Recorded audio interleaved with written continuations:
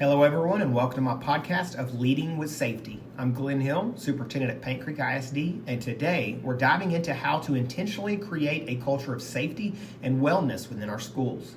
This podcast is designed specifically for my fellow school administrators and educational leaders. Together, we are the first line of defense and hope when it comes to violence prevention and fostering a thriving school environment. The vision for a culture of safety and wellness at Paint Creek ISD and in every school. My vision is clear. Every student, every teacher, every staff member should feel physically safe, emotionally supported, and empowered to speak up without fear. We want a culture where prevention is prioritized over reaction, where wellness is embedded in the daily experience, and where psychological safety is as important as physical safety. Safety is not just a compliance checklist. It is a culture we intentionally build, nurture, and protect every day. The measures for success. How will we know if we're achieving this vision? There's two specific and measurable indicators that guide us. One, increased reporting of concerns. We track the number of anonymous reports and direct referrals related to safety, wellness, and student needs. An increase in early reporting demonstrates that our staff and students feel empowered and safe to raise concerns before they escalate. Two, improved climate and wellness survey scores. Each spring, we administer a comprehensive climate survey to staff and students, specifically measuring perceptions of physical safety, emotional support, and trust in leadership.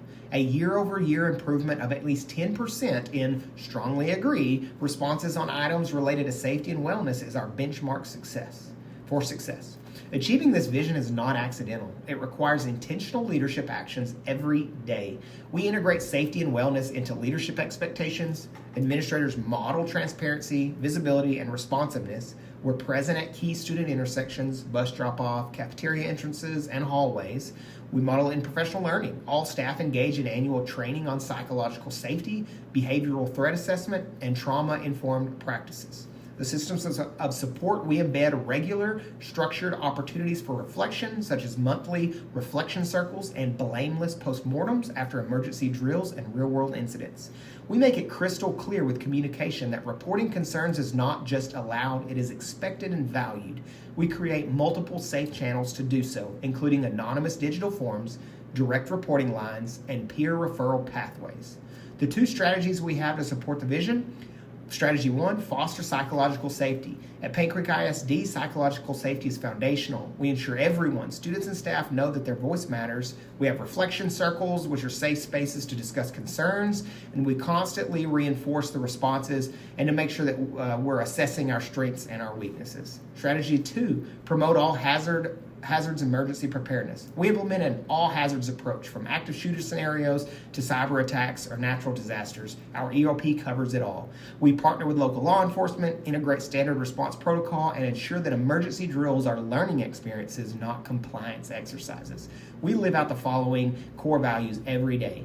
Empathy first. Our leaders must approach all situations with understanding and care. Transparency always. When mistakes occur, we own them and learn from them publicly. Consistency in action. Culture is built by daily habits, not grand statements. Greeting students each morning, following safety procedures, and creating a predictable environment of care all matter. Our attitudes reflect optimism and belief in growth. We assume good intent and build systems where feedback, reflection, and care are the norms.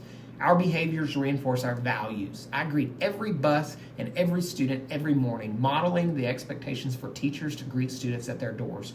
We prioritize the first 30 seconds interactions, reminding staff that culture is shaped instantly by how we look, speak, and act towards students and each other.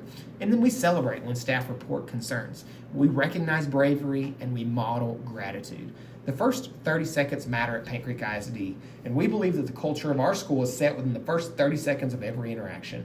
That initial moment matters, whether it's a greeting at the bus drop-off, classroom door, or in the passing, nodding in the hallway. It sets the tone for belonging, respect, and safety.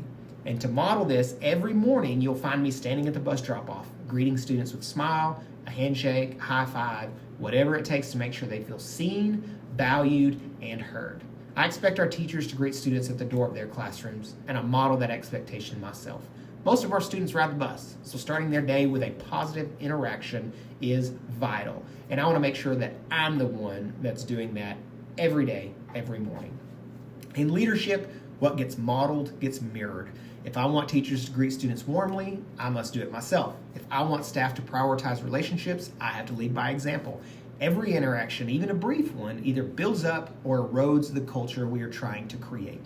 When leaders intentionally model the behavior they wish to see, they create a ripple effect throughout the organization. A culture of safety and wellness is not built by words alone, but through consistent, observable actions by leadership.